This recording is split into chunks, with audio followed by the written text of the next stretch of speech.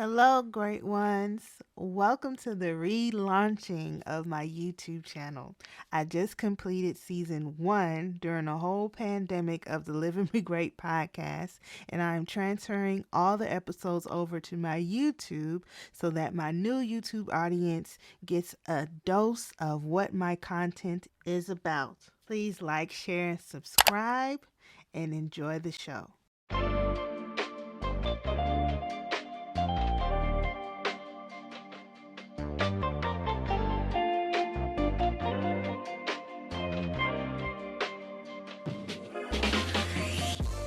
Hello, great ones. Welcome to the Live and Be Great podcast. I'm your host, Latonya Sampson-McDonald. I am a life coach and a registered marriage and family therapist associate.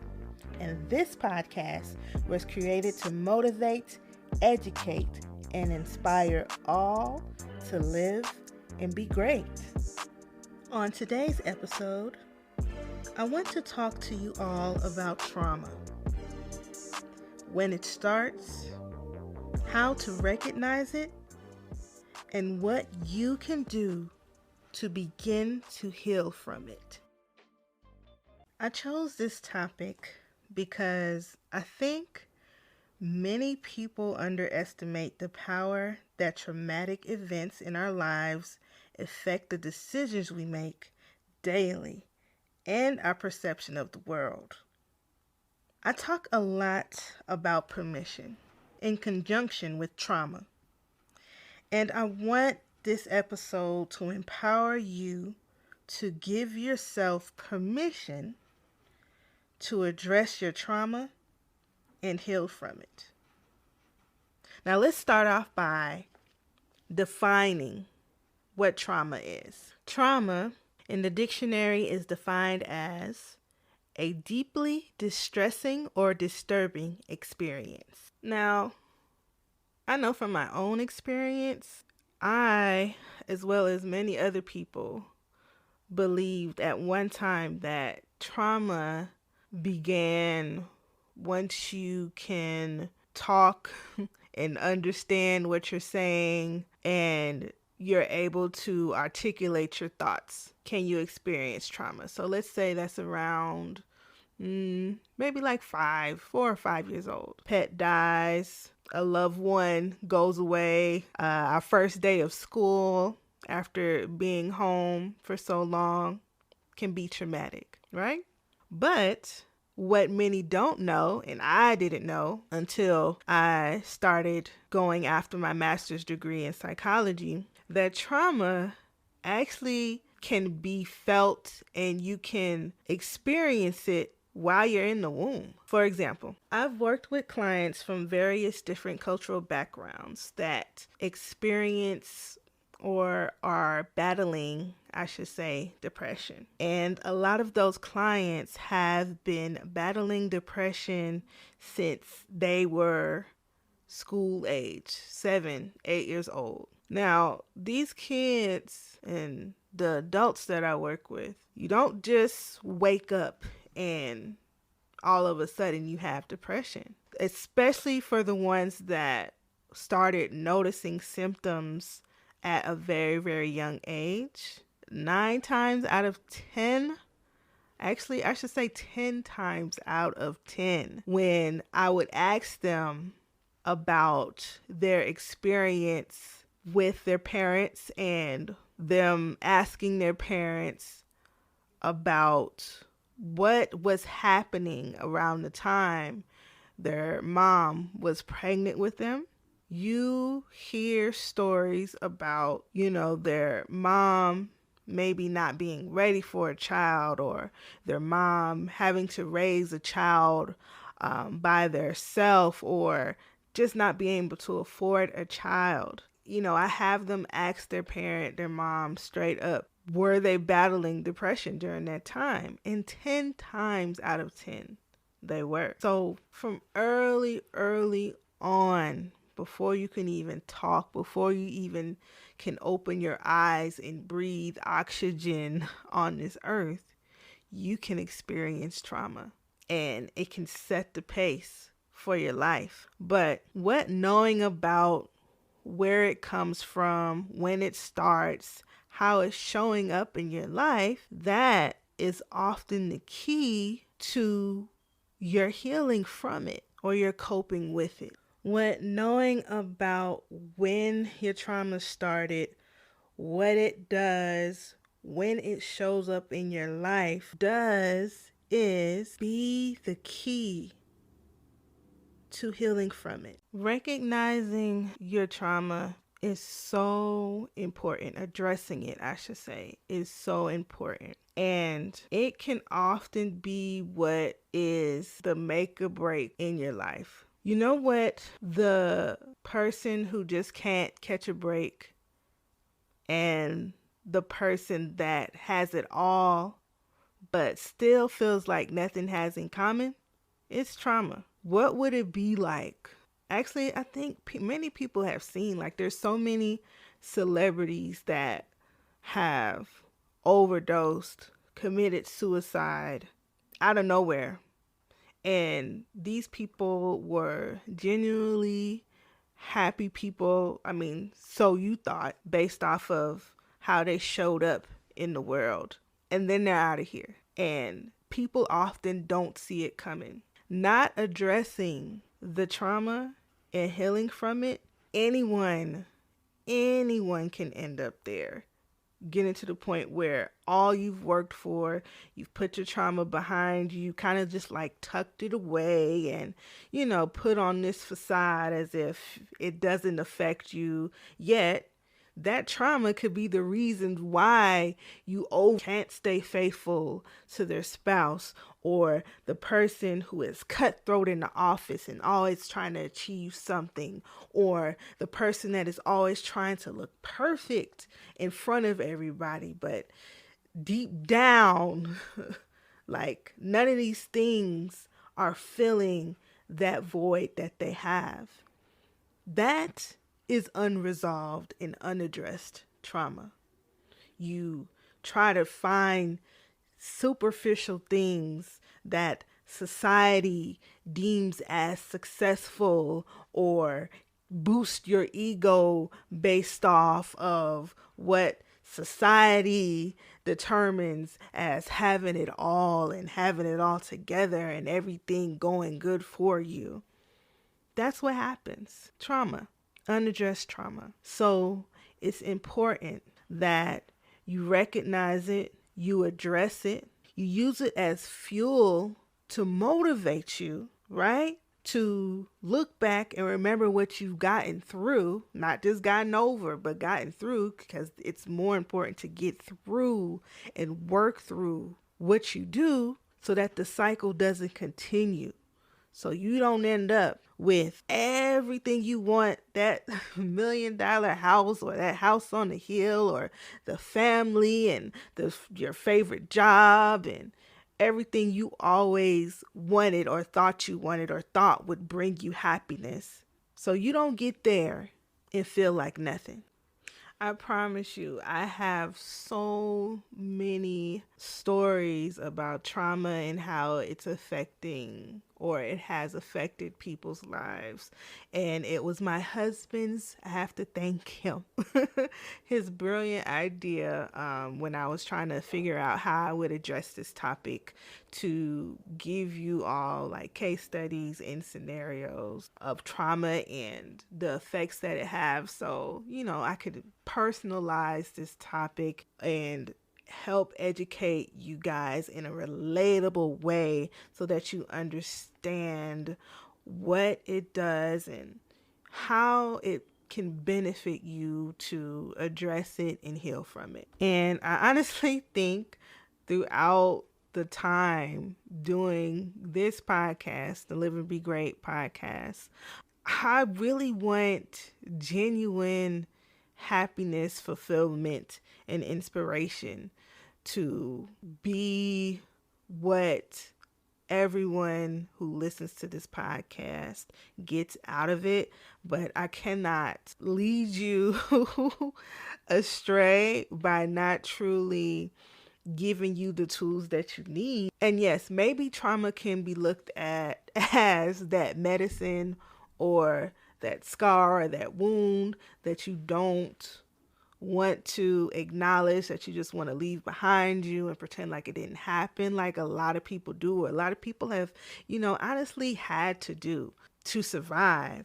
But I truly want, when you get to where you're trying to go, I want you to truly be able to enjoy it and not have what happened to you destroy that. Like, I want you to heal and feel fulfilled and worthy of what you get, and not just trying to constantly fill a void. So let's talk about my experience working in a high school, underprivileged high school. So if you can't tell by now, by looking at my picture, you can probably tell, you should be able to tell that I am a Black woman.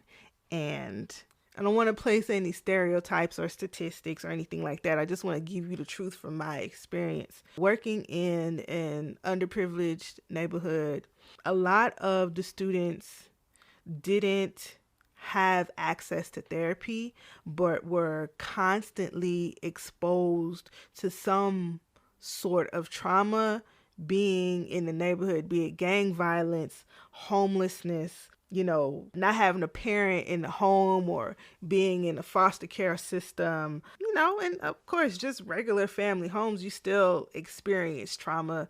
If you got two parents that work, and they work overtime based off of, because in California, it's very expensive. It's very expensive to live.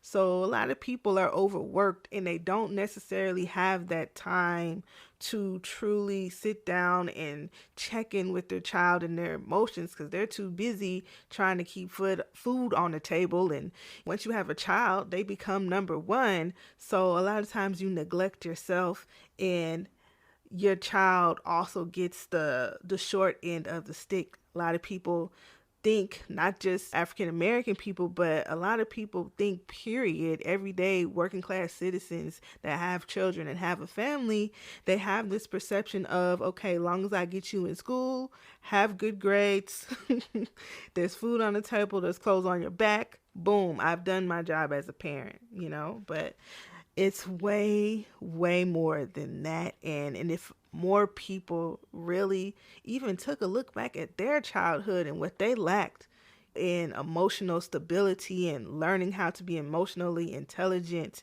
and fluid from their parents, and they could recognize how it showed up in their everyday life, we wouldn't have this problem of suicides, kids younger and younger becoming depressed and not knowing how to speak up for themselves. A lot of people like to diminish. Everybody knows what it was like to be a kid. A lot of people like to tell you you don't have real problems at that time. What are you crying for? But that's not the case. Like, you're still a human being, and you experience maybe different traumas, but it's still trauma nonetheless, and it affects your brain and your perception of life and your emotions and how you deal with it, how you cope with it. It could be unhealthy, and that can be a constant cycle in your life, because when you don't address it, that parent often repeats the same cycle. They forgot how it was to be a child and experience what they experienced, because they've been taught to dismiss it, that they didn't have an issue until they had to pay bills. But that's not the case. And in the high school, sorry if I'm rambling, but in the high school, I noticed that a lot of times people like to write those kids off in those underprivileged communities as if they had behavioral issues, they're just bad. They don't care. They're just lazy and things of that nature. And I noticed that even some of the educators there, and I won't give the name of the high school, I won't give the name of where it was at, but even some of the educators there had that perception of their own students, and didn't even take the time to think okay, why is it that you're always eating in my classroom? That could be the only meal that child had for the day based off of what their life has been like. A child that's always disruptive in the class. Why not pull that child outside at the end of class and, say what's going on? What's really happening, and not in a combative way, but in a compassionate way. I know that teachers actually, if you really look at it, they spend more time with children than their own parents can, depending on the situation. And usually that child that is acting out with a particular teacher, if it's not all teachers, for that day, that teacher is mom or that teacher is dad. And they are fighting for you to see them, somebody to see them. And instead of you writing them off and just dismissing them, treat them as humans, right? And then I don't want to just talk about it from a student's perspective, but also from the teacher's perspective. In a classroom that is overly populated, if you know anything about energy and like the high intensity, and in the neighborhood that a lot of these kids grow up in, and it may be gang infested, it just may be a lot of homelessness, a lot of trauma is around it. They're surrounded by trauma. And you're one teacher in a classroom, when you're in there, you feel all of that. You feel all of that. And a lot of teachers, they're not necessarily equipped to deal with all that trauma in one place. They don't even have systems set up for that teacher to have the education of what it is like to really teach, be able to teach, but also be someone that youth can lean on and trust, that is possibly dealing with depression, homelessness, abuse, some type of trauma. And you got two sets, from the teacher's perspective, from the child's perspective. You got the teacher one day just going off, flipping out.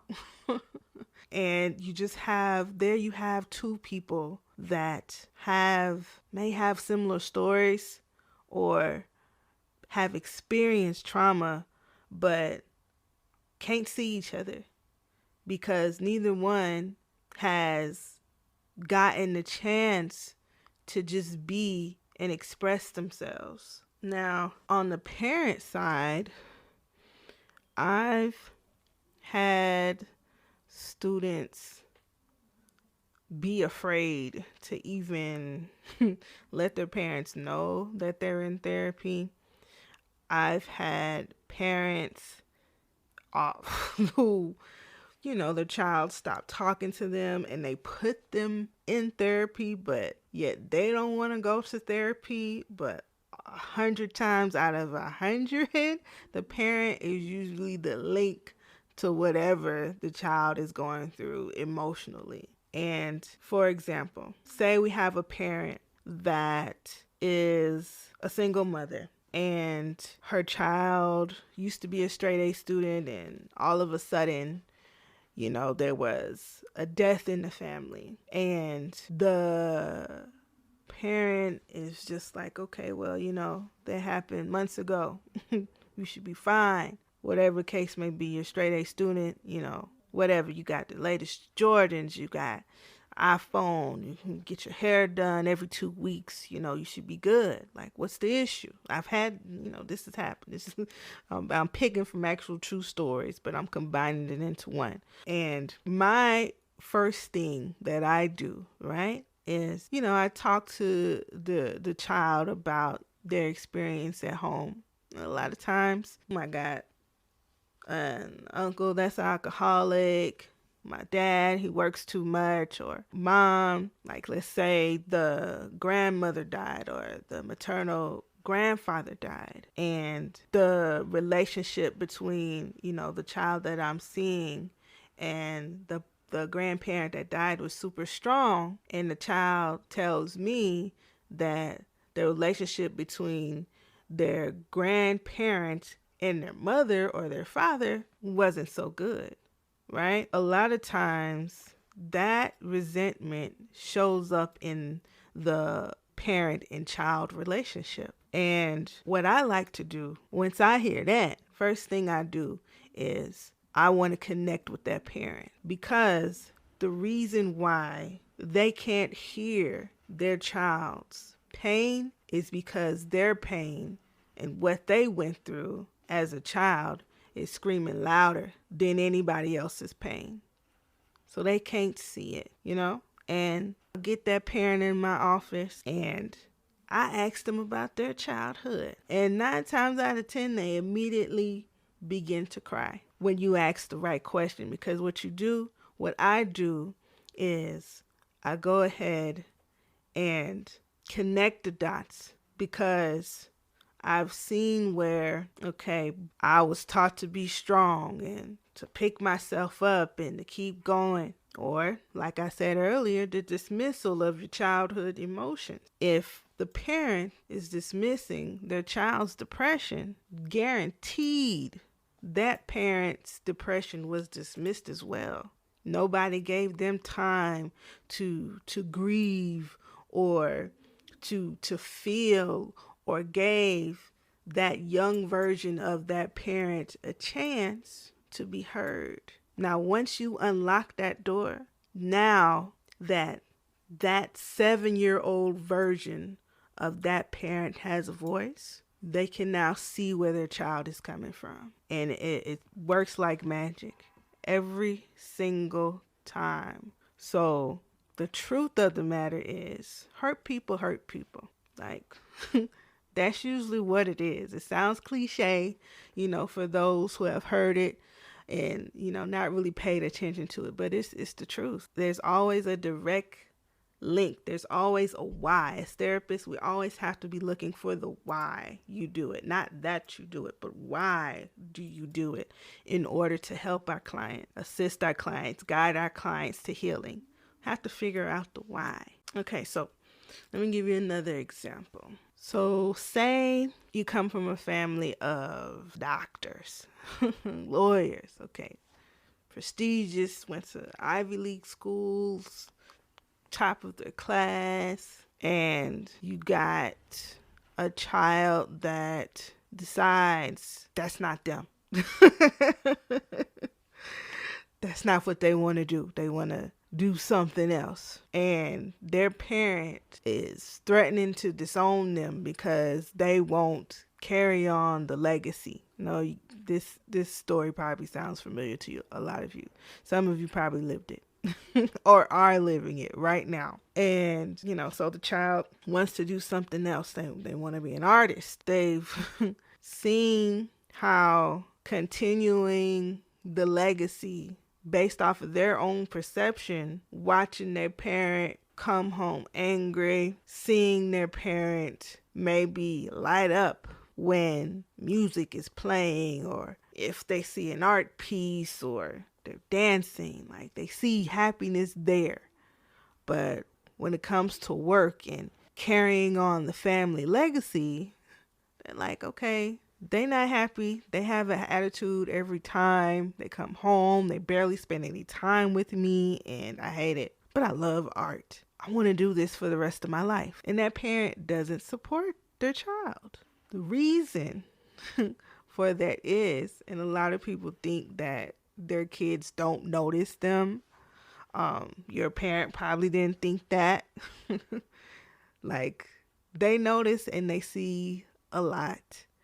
And if they're seeing this so-called legacy destroy your happiness every day, your mood sucks, and you have an attitude anytime you think about work, and you're trying to push this on them, why would they want to do it? Because clearly it got pushed on that parent, because that parent isn't happy. They don't feel fulfilled in what they're doing. They just, did it because they were told, listen, being a doctor, being a lawyer, this means something in society, and we all did it, so you have to do it. their voice was silenced. And because their voice was silenced and their wants and their needs were silenced, sometimes, like I said, that resentment will show up. Sometimes it'll show up, and sometimes, the parent may be like, listen, I never got to do this.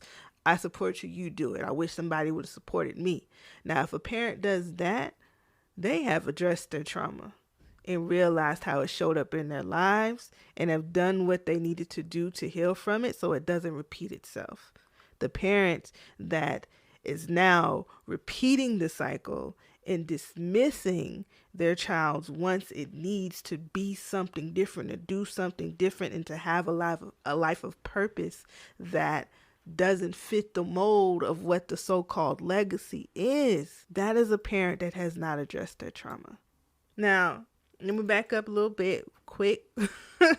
It's nothing against doctors and lawyers. Okay, I'm just using it as an example. There are people that listen. Being a doctor and a lawyer has always been their passion. They find purpose in that. Whatever the profession is, this is just an example. You don't want to be the person that dismisses something different that your child wants to do just because you didn't get a chance to do it. Address your trauma, heal from it, be accountable, and support the person that decides to do it differently.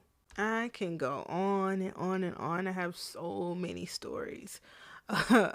Like my own proven facts that this is what trauma does and the effect that it has. And because of how early it starts, it really, really does affect everything if it continues to go unaddressed. And not to say that when it is addressed, it won't still affect things, but you can kind of better have a handle of how it affects your life, and hopefully in a positive way if you do the work and you heal from it. Like I have stories about abuse in families, and you would think that a parent that has been molested, right, doesn't speak about it. Here's their child say, I was touched by whoever, right? The parent hears the child say that. You got parents that will dismiss that and say that didn't happen to you, or it was your fault that happened to you. They're not saying that because that's what they truly believe, or I wouldn't say that's not what they truly believe, because they could possibly believe that, but they're not just saying that just to inflict a lifelong amount of pain and trauma onto their child. But there's a reason. The answer, like I said before, 100 times before that it's happened, the answer is that parent was dismissed too. And that resentment came up. That resentment cut so deep, like I said in the earlier example, that they can't hear their child's pain over their own. They were told that it was their fault. So now they're telling their child that it's their fault, that it happened to them. That's how bad it can get. That's how bad it has gotten in people's lives. When they don't address the trauma, you continue to repeat the cycle, not in just your children's life, but even in your own life. You kind of find yourself in situations, like I said before, just never feeling fulfilled, no matter how many accomplishments you accomplish. If you never give yourself permission to speak your trauma out loud, address it, and heal from it. So I'll talk to you about how in different scenarios we can recognize that there's some trauma behind what people do, the decisions that they make, what they acknowledge, what they don't acknowledge. There's a reason for every action. There's a reason for every choice that is made in life, good or bad. There's a reason for it. So now let's talk about ways we can heal from our trauma. Number one, recognize it. Go back to how early it starts and see how it shows up in your life. If you can't go to sleep without a nightlight at 45, you have some unaddressed trauma there. right? If you've been working the same dead-end job for like 10 years or more, you hate it, there's some unaddressed trauma there. If you feel as though you're the only one that have problems, but yet you find yourself in the same situation time and time again, and you feel like nobody else has the amount of problems that you do, and your life is the worst, you have some unaddressed trauma there. If you're in relationship with someone, friend, family member, spouse, partner, and you continue to allow these people to disrespect you and not acknowledge you and continue to make you feel small, there is some unaddressed trauma there. If you feel the need to constantly make somebody feel small, there's some unaddressed trauma there. Many different scenarios for you constantly doing something the same way and expecting different results and getting pissed off when you can't get the result that you want when you're doing the same thing. You don't feel like doing nothing different. There's an issue that needs to be addressed. So, first step, of course, admitting that there is some trauma there. Admitting that it exists. I know there's a lot of shame with people who, have this perception of what strong is, and they have this view and this perception that I don't want to see, or I don't want to let anybody see me break or see that anything gets to me. You have to let that go, because it takes way more strength to acknowledge that you've been hurt than it does to ignore that you've been hurt. It takes way more power and courage to acknowledge that you're hurt and that you've been wronged than it does to dismiss it. Dismissing it is the fast track to nowhere. Another thing you can do, another step you can take, is debunking the lies you have told yourself to survive not addressing the trauma. Okay? The perception that allows you to not only dismiss yourself, but to dismiss others when you see the same thing happen to them. Like, have you ever been that person that said, it happened to me, I'm fine, you'll be good. And just boom, no explanation what you did. Or the explanation is short, I just got over it. No, it still shows up in your life. Trust. If you can't sit there and have a conversation about the full story about what happened to you and how you got through it, not just say, well, just get over it, or I got over it, you haven't done the work to truly heal from it. Lastly, there's definitely way more tips, but lastly, because I know this podcast is very long because it's a deep topic and an important topic, so forgive me and love me at the same time. Find out the why.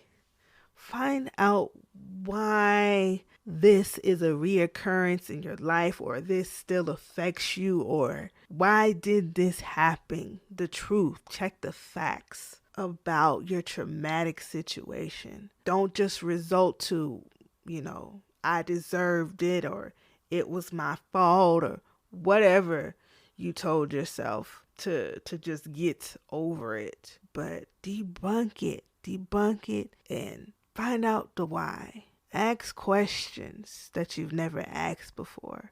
Talk to people who have gone through similar situations. Talk to your parent about, the traumatic experience that you had. Talk to the person who dismissed you, who is still in your life, about what was it that this person couldn't be receptive to you in your time of need. And forgive yourself for whatever happened. Whether you truly feel like you inflicted it on yourself, inflicted it onto someone else, whatever the case may be, forgive yourself for it happening. And that will grant you an opportunity to change and use whatever situation you've been through to help someone else. Whatever type of trauma it is. It could be, man, I really hurt somebody and I didn't mean to, or man, I never got over this breakup and I feel like I keep attracting the same person. Forgive yourself for that. You have a right to hurt. You have a right to change and do things differently. And it's not to be a shameful thing to have feelings and to have emotions, because you're a human being. Allow yourself to feel something and to heal from it. Now, I know you didn't think I was going to leave you without giving this wonderful step to healing from your trauma. You already know what it is. Get a therapist or a life coach. Absolutely wonderful tool. Okay, definitely when it comes to finding out the why and healing and coping with your trauma. Wonderful solution to that. And no, there's like no trauma too small or no trauma too great that a life coach or a therapist wouldn't be able to assist you in some way towards your healing, especially if you are sitting down with a life coach or a therapist that is giving you their undivided attention, that has no bias towards you, that is culturally competent and aware and empathetic. Man, it does wonders for your growth and your healing process to just have somebody just listen and validate you in ways that maybe the person that you've always wanted it from can't do at the time, but somebody is able to give you that and give what you've been through, your trauma, a voice and a chance to be healed, to co-sign that permission that you deserve to have a better life and to not allow your trauma to come back and rob you of everything you've worked so hard for. In conclusion, I really hope that I was able to give you some insight and educate you and empower you when it comes to this whole discussion about trauma and the importance of you understanding, recognizing, and healing from it and the benefits that it has, so that when you get to where you're trying to go, like I said before, you can truly enjoy it, truly feel fulfilled, and not feel like you're unworthy of everything you've worked so hard for in the end, and that you can be an empathetic individual, a thoughtful individual, and have purpose in everything that you do and touch lives on the way. Impact lives in a positive way while you're heading towards your ultimate dreams, goals, and your purpose. Thank you so much for tuning into this episode. And don't worry, there's going to be plenty more situations that, I'll be bringing to you guys, so to educate you and so that you can relate, and hopes that it assists you and it inspires you and motivates you to give yourself permission to do whatever it takes to be mentally, spiritually, emotionally, all around better than you were the day before. Thank you for tuning in and trusting this podcast to enlighten you. The Live and Be Great podcast will be airing every other Friday.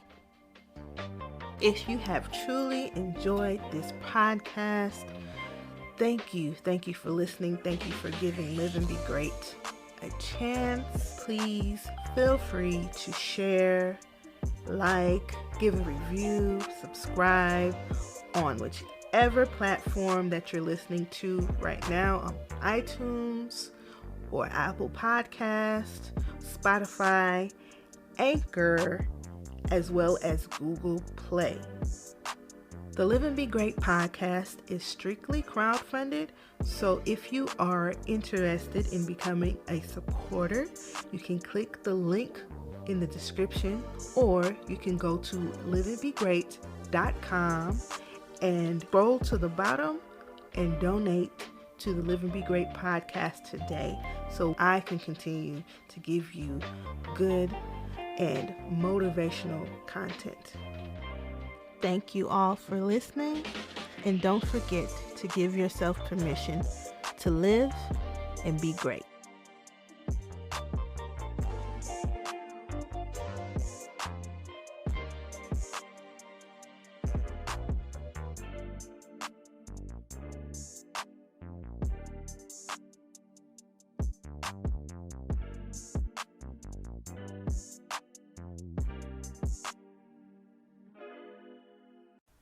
You made it to the end.